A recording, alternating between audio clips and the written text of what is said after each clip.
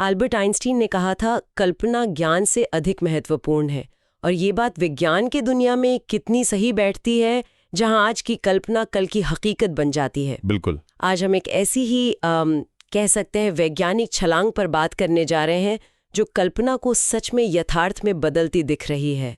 हमारी आज की चर्चा का फोकस है 2025 का भौतिकी का नोबेल पुरस्कार। हाँ, ये हाल ही में घोषित हुआ है। बिल्कुल। और ये सम्मान 3 अमेरिकी वैज्ञानिकों को उनके जबरदस्त काम के लिए मिला है।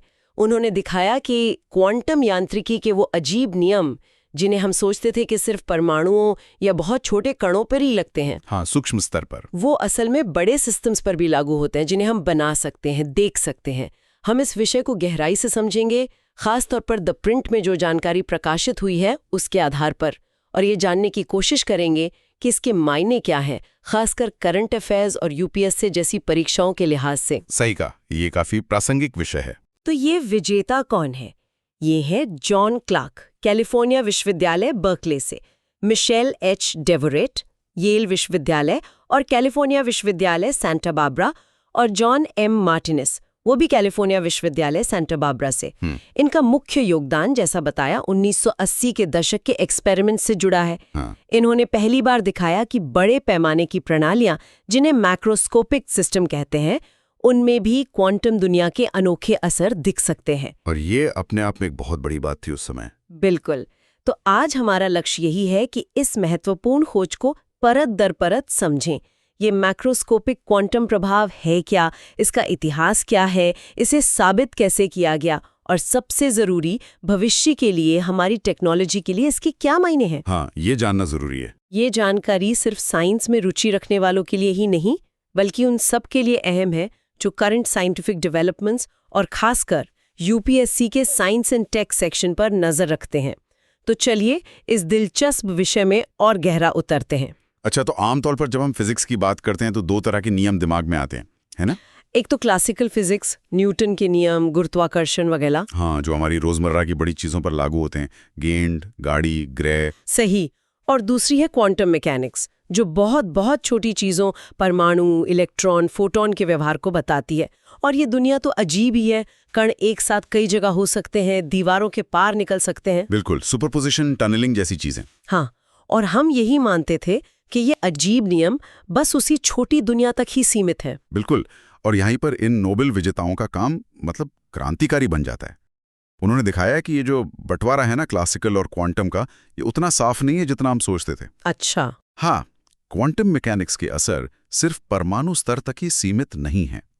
यहाँ ये समझना जरूरी है कि मैक्रोस्कोपिक का मतलब क्या है। हाँ, ये बताएं। इसका मतलब ये नहीं कि ये असर किसी फुटबॉल या कार में दिखेगा, नहीं। इसका मतलब है ऐसी प्रणालियां जो अलग अलग परमाणुओं से तो काफी बड़ी हों, जिन्हें हम लैब में बना सकें, कंट्रोल कर सकें। जैसे कि बहुत छोटे, खास तौर पर डिजाइन किए गए electrical circuit. Okay, electrical circuit. हाँ, ये सर्किट इतने बड़े तो होते हैं कि माइक्रोस्कोप से दिख जाएं, लेकिन फिर भी उनमें क्वांटम नियमों का पालन होता पाया गया। ये अनोखी बात है। तो इन सर्किट्स में ऐसा क्या खास था, मतलब क्यों ये क्वांटम व्यवहार दिखाने लगे? देखिए, यहाँ दिलचस्प बात यह है कि इन वैज्ञानिकों ने ऐसे सर्किट बनाए जो बाहरी दुनिया के शोर शराबे से, जैसे तापमान में बदलाव या इलेक्ट्रोमैग्नेटिक रेडिएशन से, लगभग पूरी तरह अलग थलग थे, आइसोलेटेड थे। अच्छा, आइसोलेशन जरूरी था। बहुत जरूरी, क्योंकि क्वांटम प्रभाव बहुत नाजुक होते हैं। जरा सी भी बाहरी गड़बड़ी, मतलब डिस्टर्बेंस, उन्हें खत्म कर सकती है।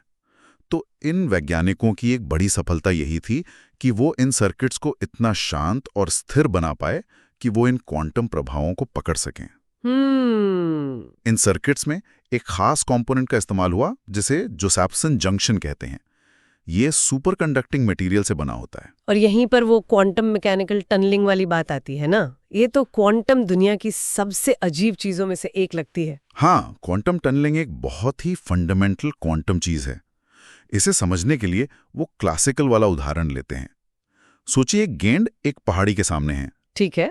अगर गेंद के पास पहाड़ी पर चढ़कर दूसरी तरफ जाने के लिए पूरी एनर्जी नहीं है, तो क्लासिकल फिजिक्स क्या कहती है? वो कभी पार नहीं कर पाएगी, वहीं रुक जाएगी। बिल्कुल, वहीं अटक जाएगी। लेकिन क्वांटम दुनिया में अगर वो गेंद एक परमाणु या इलेक्ट्रॉन जैसा कण है, तो एक संभावना है, एक प्रोबेबिलिटी है कि वो पूरी एनर्जी ना होने के बावजूद पहाड़ी के अंदर से सुरंग बनाकर दूसरी तरफ निकल जाए।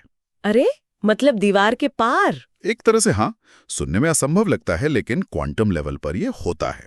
और इसकी भविष्यवाणी तो श्रोडिंगर जैसे वैज्ञानिकों ने 1920 के दशक में ही कर दी थी। तो इन नोबेल विजेताओं ने इसी टनलिंग को एक बड़े मैक्रोस्कोपिक सर्किट में होते हुए देखा। बिल्कुल, यही उनकी सबसे बड़ी उपलब्धि थी। 1980 के दशक में जॉन क्लार्क और उनकी टीम ने, जिसमें बाद में मिशेल डेवोरेट और जॉन मार्टिनस भी जुड़े और अहम भूमिका निभाई, उन्होंने खास तौर से डिजाइन किए गए सुपरकंडक्टिंग सर्किट पर प्रयोग किए। इन सर्किट में एक वेरिएबल था, एक चर था, जो एक कण की पोजीशन की तरह बर्ताव कर सकता था, और एक एनर्जी बैरियर था, मतलब ऊर्जा अवरोध, जो उस पहाड़ी की तरह था। ओके। और फिर उन्होंने देखा क्या होता है। और यही बात और भी दिलचस्प हो जाती है। उन्होंने क्या देखा जो इतना चौंकाने वाला था? उन्होंने जो देखा वो क्लासिकल फिजिक्स के हर नियम के खिलाफ था, मतलब पूरी तरह से। उन्होंने पाया कि जब सर्किट पर कोई बाहरी वोल्टेज नहीं लगाया गया था, मतलब उसे चलाने के लिए कोई बाहरी धक्का नहीं दिया जा रहा था, तब भी उसमें एक बहुत छोटा लेकिन मापने लायक करंट बह रहा था। क्या बिना वोल्टेज के करंट? हाँ, क्लासिकल फिजिक्स तो यही कहती है कि बिना वोल्टेज के करंट बह ही नहीं सकता। ये तो ऐसा हुआ जैसे बिना धक्का दिए कोई चीज अपने आप चलने लगे। ये तो कमाल है। ये नतीजा, जो 1987 में मशहूर फिजिकल रिव्यू बी जर्नल में छपा, इस बात का पक्का सबूत था कि सर्किट का वो क्वांटम चर उस एनर्जी बैरियर को टनल करके सुरंग बनाकर पार कर रहा था। सोचिए, बिना किसी बैटरी या पावर सोर्स के करंट का बहना, ये तो सीधे सीधे क्लासिकल फिजिक्स के जमे जमाए नियमों को चुनौती देता है और दिखाता है कि क्वांटम दुनिया के नियम हमारे बनाए सर्किट पर भी हावी हो सकते हैं, अगर हम उन्हें सही तरीके से बनाएं और देखें। हाँ, ये प्रयोग वाकई ऐतिहासिक था।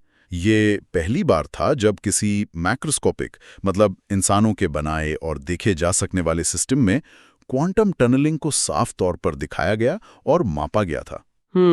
ये असल में एंथनी लेगेट ने 1978 में एक सैद्धांतिक विचार दिया था, मैक्रोस्कोपिक क्वांटम टनलिंग या MQT।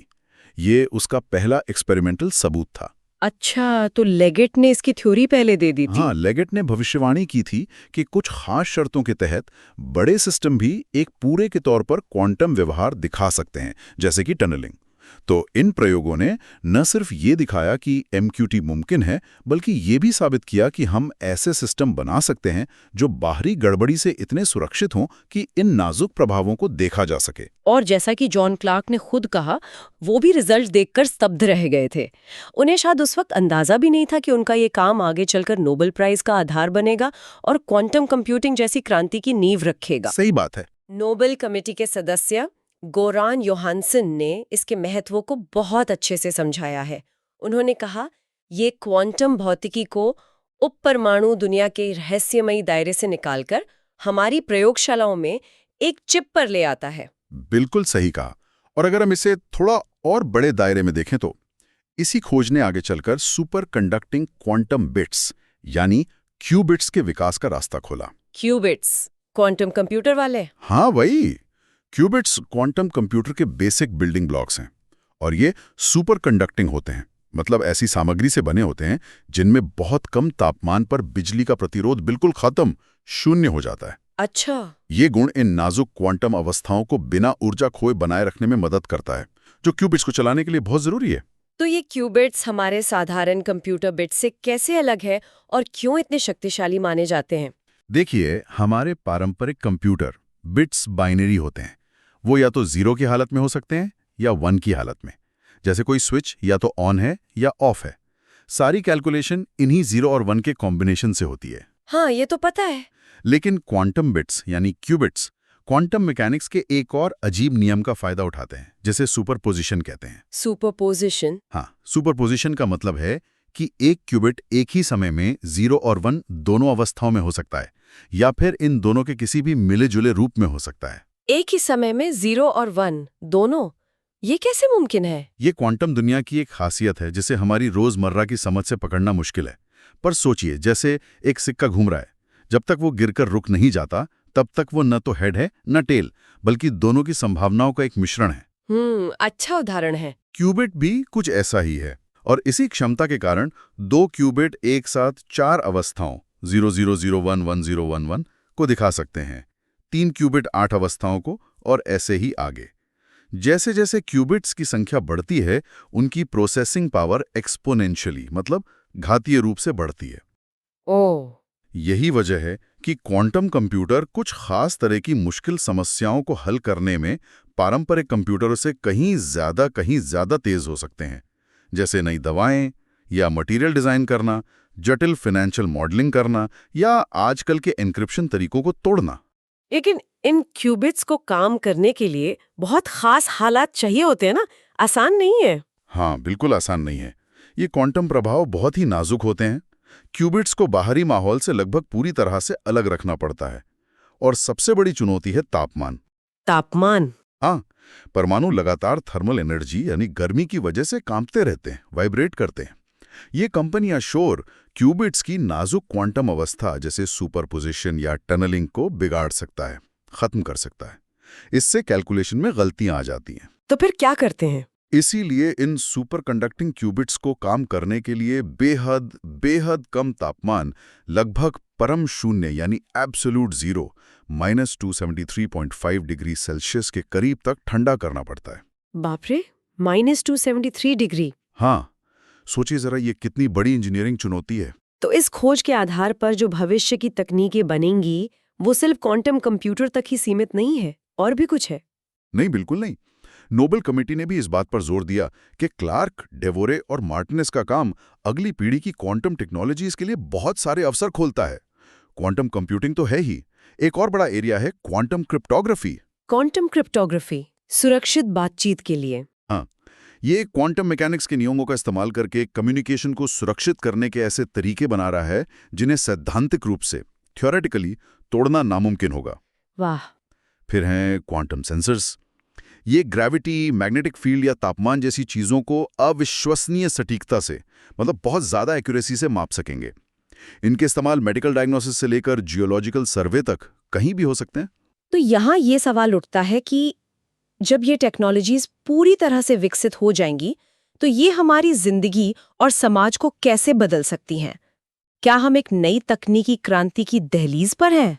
देखिए, अभी ये कहना थोड़ी जल्दबाजी होगी, लेकिन संभावनाएं तो यकीनन बहुत रोमांचक हैं। क्वांटम कंप्यूटर वो साइंटिफिक और इंजीनियरिंग प्रॉब्लम हल कर सकते हैं जो आज के सुपर कंप्यूटरों की पहुंच से भी बाहर हैं। क्वांटम क्रिप्टोग्राफी हमारे डिजिटल कम्युनिकेशन और फाइनेंशियल लेन-देन को ऐसी सुरक्षा दे सकती है जिसके बारे में हमने सोचा भी नहीं होगा। क्वांटम सेंसर्स हमें अपने आसपास की दुनिया को पहले से कहीं ज्यादा बारीकी से समझने में मदद कर सकते हैं। हाँ, इन टेक्नोलॉजीज को लैब से निकालकर आम इस्तेमाल तक लाने में अभी भी कई चुनौतियां हैं, लेकिन नींव तो रखी जा चुकी है। ये पुरस्कार एक और मायने में भी खास है। ये क्वांटम भौतिकी के अंतर्राष्ट्रीय वर्ष 2025 के संदर्भ में आया है, जो इस क्षेत्र की लगभग 100 साल पुरानी यात्रा का जश्न मना रहा है। हाँ, ये टाइमिंग भी महत्वपूर्ण है। नोबेल कमेटी के अध्यक्ष ओले एरिक्सन ने भी इस बात पर रोशनी डाली कि कैसे लगभग सदी पुरानी क्वांटम यांत्रिकी लगातार नए और आश्चर्यजनक अनुप्रयोग देती रहती है। उन्होंने ये भी याद दिलाया कि क्वांटम मैकेनिक्स ही हमारी सारी आधुनिक डिजिटल तकनीक की नींव है, जैसे ट्रांजिस्टर और लेजर। ये विज्ञान की प्रगति का एक अद्भुत उदाहरण है।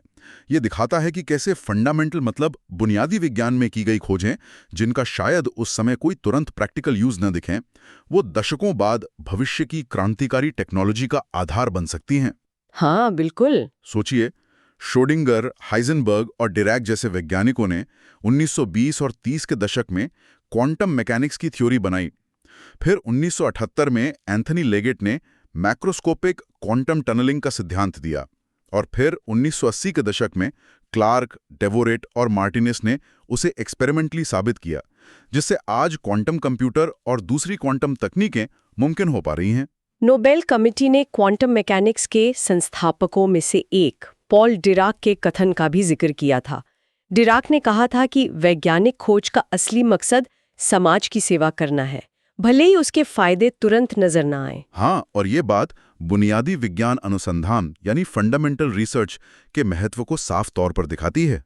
सही है। हाँ, ये दर्शाता है कि ज्ञान की सीमाओं को आगे बढ़ाने के लिए जो रिसर्च होती है, भले ही वो सिर्फ जिज्ञासा से प्रेरित क्यों ना हो, वो आखिर में अप्रत्याशित और बहुत बड़े तरीकों से समाज को फायदा पहुंचा सकती है। बिना बुनियादी समझ के हम एप्लीकेशन नहीं बना सकते। तो इसका कुल मतलब क्या निकलता है, खासकर यूपीएससी एस्पिरेंट्स या उन लोगों के लिए जो करंट अफेयर्स और टेक्नोलॉजी के भविष्य पर नजर रखते हैं? उनके लिए क्या टेक अवे है? देखिए, इस तरह की साइंटिफिक ब्रेक थ्रू को समझना सिर्फ जनरल नॉलेज बढ़ाना नहीं है, ये हमें ये समझने में मदद करता है कि साइंस और टेक्नोलॉजी किस दिशा में जा रहे हैं और भविष्य में किस तरह के बदलावों की उम्मीद की जा सकती है।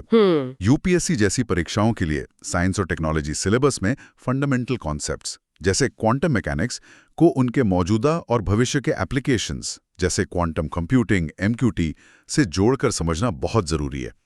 ये पुरस्कार दिखाता है कि कैसे फिजिक्स के बुनियादी सिद्धांत एकदम नई आधुनिक तकनीक को जन्म दे रहे हैं। तो संक्षेप में इसका मतलब ये है कि क्वांटम जगत के नियम जो इतने अजीब और हमारी समझ से परे लगते हैं, वो सिर्फ छोटी दुनिया तक ही सीमित नहीं है। बिल्कुल नहीं। वो हमारी बनाई हुई दुनिया, हमारे सर्किट और भविष्य की हमारी टेक्नोलॉजी को भी अप्रत्याशित और गहरे तरीकों से आकार दे रहे हैं और आगे भी देते रहेंगे। ये खोज हमें याद दिलाती है कि समझने और खोजने के लिए अभी भी कितना कुछ बाकी है। तो आज की इस गहरी पड़ताल को समेटते हुए 2025 का भौतिकी नोबेल पुरस्कार हमें क्वांटम मैकेनिक्स की स्थायी शक्ति और उसके आश्चर्यों की याद दिलाता है। ये दिखाता है कि कैसे 3 वैज्ञानिकों के दशकों पहले किए गए प्रयोगों ने न केवल हमारी समझ को बदला कि क्वांटम नियम कहाँ लागू होते हैं, बल्कि क्वांटम कंप्यूटर और दूसरी क्रांतिकारी तकनीकों के लिए भी दरवाजे खोल दिए। हाँ, ये बुनियादी विज्ञान की खोज की भावना का एक शानदार उदाहरण है। बिल्कुल। और देखिए, स्रोत सामग्री और नोबेल कमेटी के विचारों से ही एक बात और निकलती है जो भविष्य की तरफ इशारा करती है।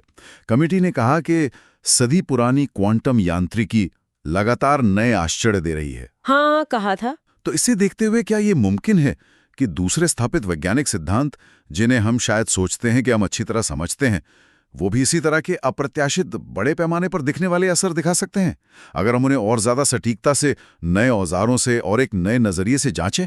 ये सोचने वाली बात है। हाँ, ये विज्ञान के भविष्य के लिए एक रोमांचक संभावना खुलता है। अगर आपको आज की ये चर्चा ज्ञानवर्धक और दिलचस्प लगी और आप द प्रिंट में प्रकाशित इस खबर और इसके नतीजों पर हमारी इस बातचीत को उपयोगी मानते हैं, तो कृपया हमें लाइक करें और सब्सक्राइब करें।